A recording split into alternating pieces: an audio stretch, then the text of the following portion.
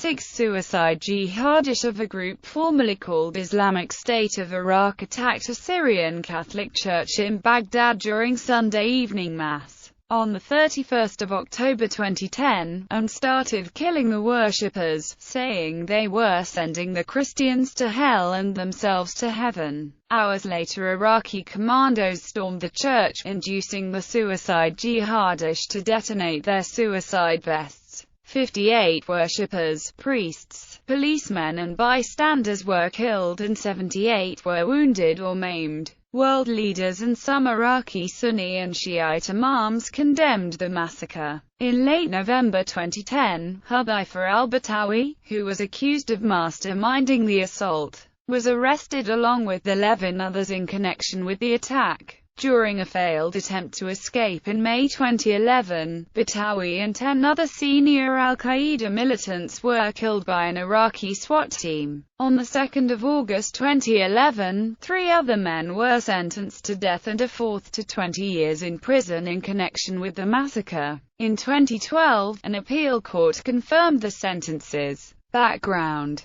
Iraq. After the 19th of March 2003 invasion of Iraq by a US-led coalition aiming to destroy Iraq's Ba'athist government of President Saddam Hussein, those occupying forces on the 21st of April 2003 installed their coalition provisional authority as provisional government over Iraq. On 28 June 2004, the CPA installed the Iraqi interim government, consisting of Iraqis, and headed by Prime Minister Iyad Allawi, a Shia Muslim. After the Iraqi parliamentary elections of December 2005, which saw a high turnout of 80%, a broad coalition government was formed consisting of the 4 largest parties: the Shiite National Iraqi Alliance, the Kurdish Democratic Patriotic Alliance of Kurdistan, the Sunni Iraqi Accord Front and the diverse Iraqi Nationalist. This government was headed by Prime Minister Nouri al-Maliki, a Shia Muslim, and sworn in on 20 May 2006.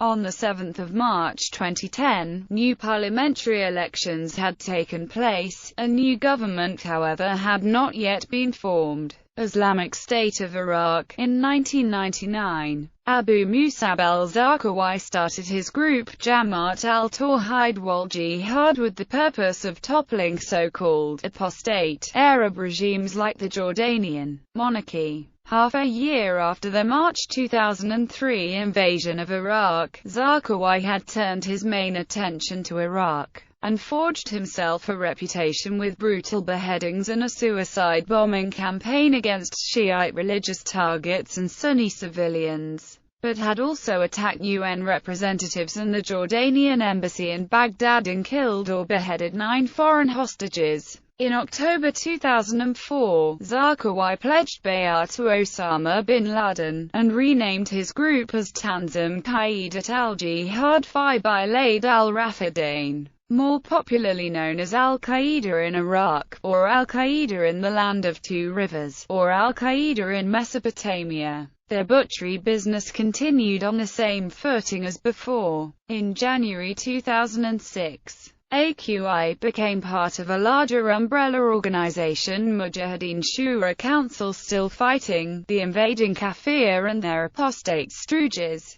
On 13 October 2006, MSC declared the establishment of Islamic State of Iraq. After this declaration, claims of responsibility for butchery acts under the name of MSC eventually ceased and were replaced by claims from the Islamic State of Iraq. Christians in Iraq. Christians are believed to have lived in Iraq since the 1st century AD.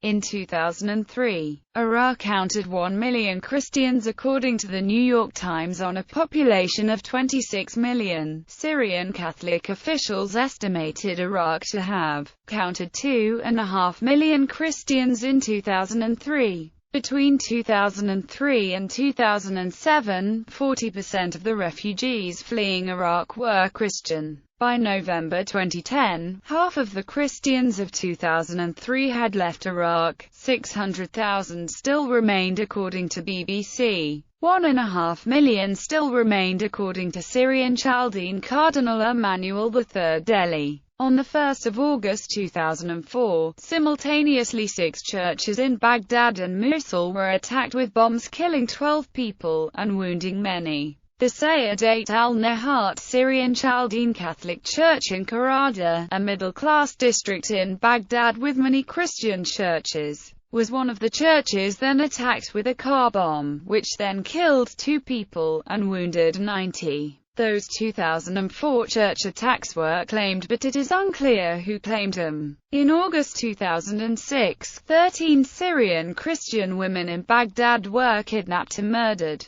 Between December 2004 and December 2006, probably again 27 churches in Iraq were attacked or bombed. Christians were targets of violence and often kidnapped to force relatives to pay ransom. The United States Commission on International Religious Freedom said in 2007 that Christians were among the most vulnerable groups in Iraq. American pastors threatened to burn the Koran. In the beginning of September 2010, the Reverend Terry Jones in Gainesville, Florida, USA, announced he would burn a Koran on the 11th of September 2010. A team from the New York Times went to the Sayyidat al-Nahat Syrian Catholic Church in Baghdad and noticed concrete bollards, razor wire and oil drums filled with cement barricading the entrance. Apparently the church was preparing for the worst. The NYT journalist spoke there with Father Tar Abdal. Abdal said he was worried that the threatened Koran burning would cause Christians in Iraq to be targeted again after a period of relative calm, and said,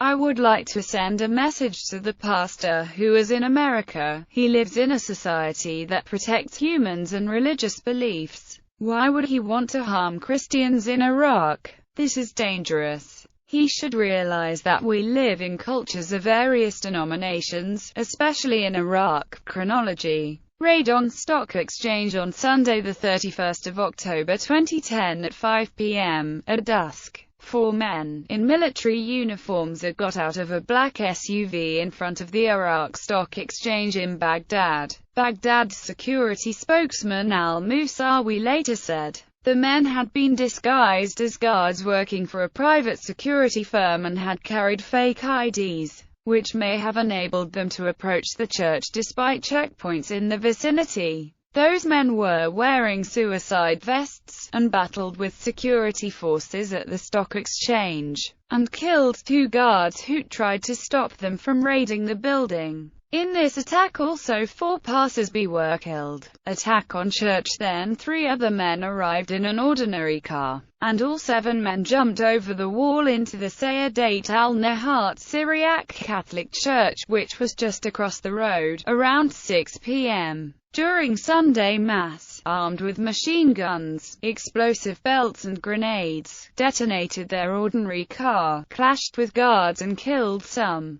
burst through the church's huge wooden doors and quickly closed the doors. While they came in, some 19 people managed to escape out of the church. Other sources counted 6 attackers, or 6 to 15. The gunmen turned the lights off and started shooting. Hostages were on the floor and could not lift up their heads, and heard gunshots over their heads, over the lights, the fixtures, the crucifix, the Madonna, everywhere. Then the gunmen also started shooting at the congregation. ISI claimed the militants. Meanwhile, phone TV station Al-Baghdadiyya claimed the attack for Islamic State of Iraq, demanded the release of all al-Qaeda prisoners in Iraq and Egypt, and requested Al-Baghdadiyya to broadcast the news that they wanted to negotiate. Also, the militants contacted the authorities by mobile phone, demanding the release of al-Qaeda prisoners and a number of women they insisted were being held prisoner by the Coptic Church in Egypt.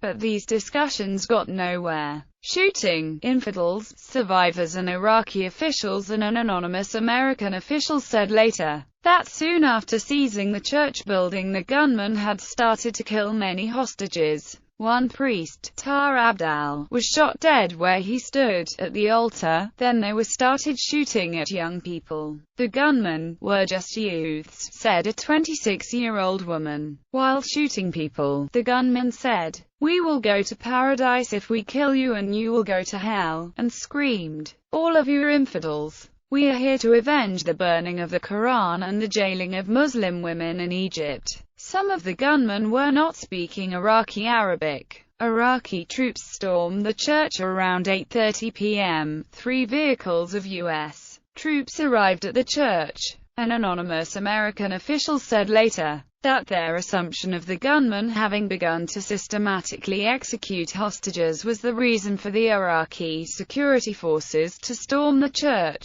without further delay. Also, Iraqi Defense Minister al-Obaidi said later, the gunmen threatened to kill all hostages, and the government had no choice but to storm the church. Just after 9 p.m., dozens of Iraqi security forces, an elite commando under control of Prime Minister Maliki office, blew open the church doors and stormed inside. U.S. forces provided air support but did not also enter the church.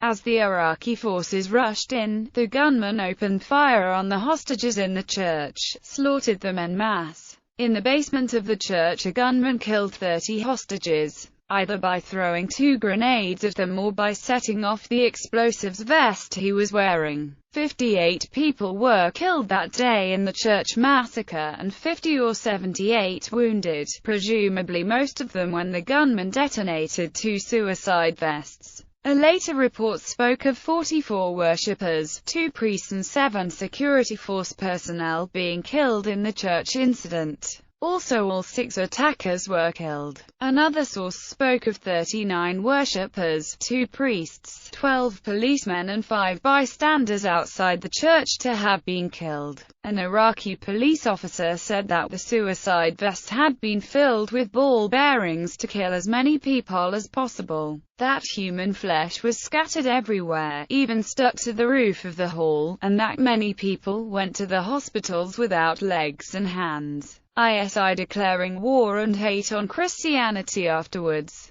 Islamic State of Iraq posted an audio message on a jihadist website again claiming responsibility for the attack, and calling for the release of 2 Egyptian female Muslims who they alleged were being held against their will in Coptic Christian monasteries in Egypt. In probably that same internet statement, ISI also called the church the dirty den of idolatry, said that a deadline now expired for Egypt's Coptic Church to free those 2 women purportedly held captive in monasteries, that the fuse of a campaign against Iraqi Christians had been lit, and therefore now declared all Christian centers, organizations and institutions, leaders and followers, legitimate targets for the Mujahideen wherever they can reach them, and, referring to the alleged Muslim women held captive in monasteries, wrote, "Let these idolaters, and at their forefront, the hallucinating tyrant of the Vatican, know that the killing sword will not be lifted from the necks of their followers until they declare their innocence from what the dog of the Egyptian church is doing," and demanded that the Christians pressure this belligerent church to release the captive women from the prisons of their monasteries. Hypotheses.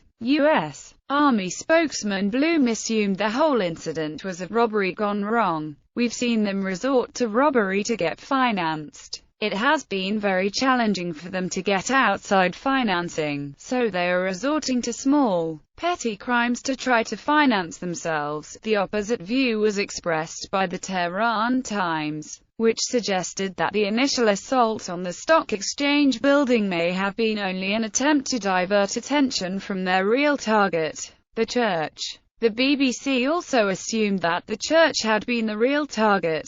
Investigation, measures, trial. On the 31st of October, an unspecified number of suspects were arrested, as standard procedure after high-profile attacks. The police commander in charge of the district was also detained for questioning by the authorities. The 1st of November 2010, the building of TV station al-Baghdadiya, that had been contacted by the militants, was taken over by government troops. The station was taken off air, the director and an employee arrested on vague charges, but released after 24 hours. Late November 2010, Hudhaifa al-Batawi, known as Al-Qaeda's Emir of Baghdad, was arrested along with 11 others in connection with the 31st of October assault on Our Lady of Salvation Church. Batawi was accused of masterminding the assault and was locked up in a counter-terrorism jail complex in Baghdad's Qarada district.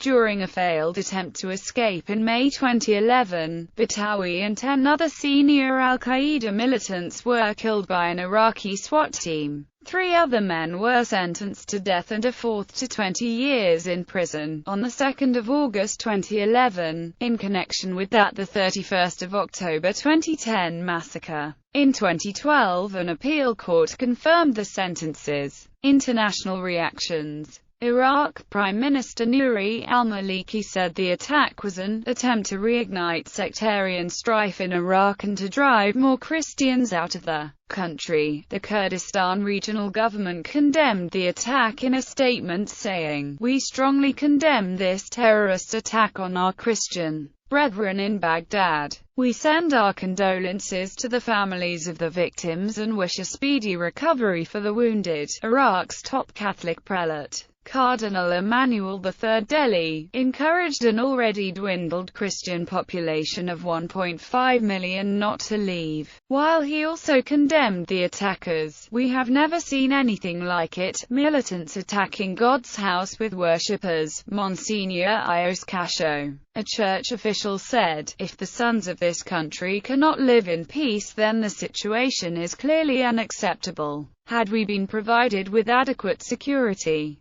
this would not have happened." Chaldean Bishop Shlimon Wardouni said, "This is tragic for Christians and for all of Iraq. If we had a government and laws and people all over the world to help us, it would be much better." The church congregation held funerals for the dead 2 days later, while at the same time a string of bombings in Baghdad killed over 100 in mostly Shia areas. Father Douglas Yusuf al-Baizi, who worked with the priests killed in the attack, said that, while he was also stopped at a roadblock as he sought to get to the church after hearing explosions, the attack was really terrible. "The people who did this want to kill the church, the priests who served them and the people, and even the building. We lost our best friends there. When someone dies we say there is a reason, but actually when they are killed, when they kill young people, young priests, they are trying to kill our future. Those who say we are safe, that we can live peacefully in Iraq, they are liars.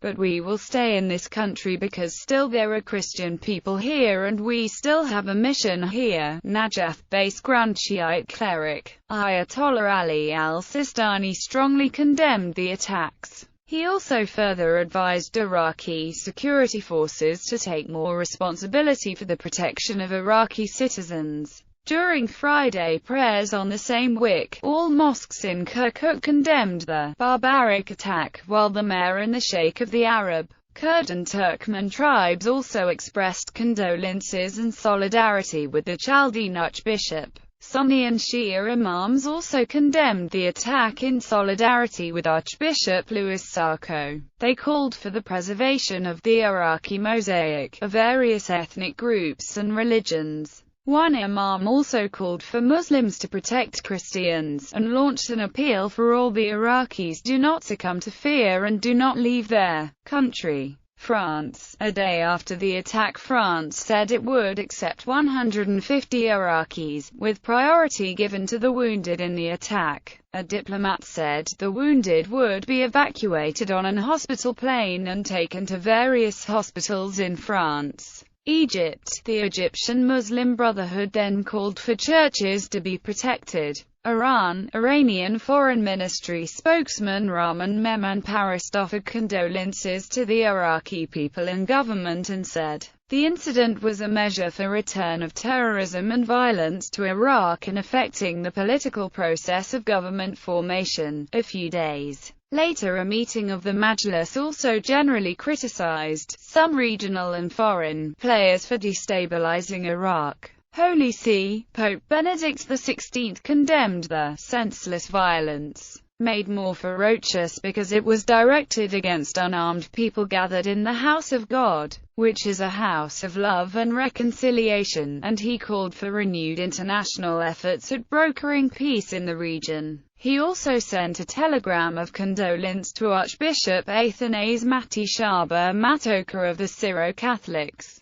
deeply shocked by the violent death of so many faithful and of Fathers Thair Sad and Bodras Warzam. I desire, on this occasion of the sacred rite of the funerals, to be spiritually present. For many years, this beloved country has suffered unspeakable hardship, and Christians have also become an object of heinous attacks with total lack of respect for life, the inviolable gift of God, desiring to undermine trust and civil coexistence. I renew my appeal so that the sacrifice of these brothers and sisters of ours may be a seed of peace and true rebirth, and because many have reconciliation at heart, brotherly and supportive coexistence. Russia, Ministry of Foreign Affairs said. Moscow presents profound condolences over the death of innocent civilians and Iraqi policemen. We strongly condemn the crime of terrorists and the attacks on freedom and life of believers of any religion. United Kingdom, Archbishop Athanasios Staward, the leader of the Syriac Orthodox Church in the United Kingdom, said all Christians should leave Iraq in the wake of the attack. I say clearly and now, the Christian people should leave their beloved land of our ancestors and escape the premeditated ethnic cleansing. This is better than having them killed one by one. United States White House Press Secretary Robert Gibbs said.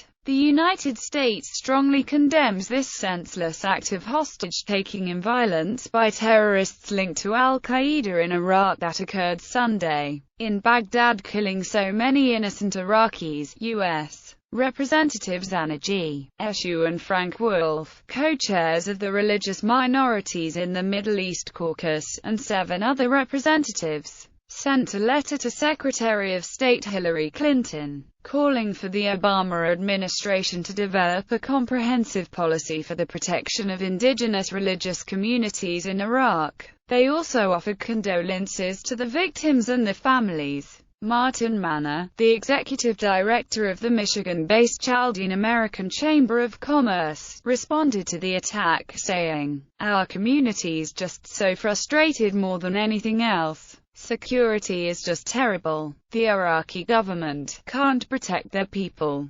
Worldwide, young Assyrian Christians organized protest rallies for Monday, 8 November 2010, dubbed the Black March, in solidarity with the victims in the 31 October attack.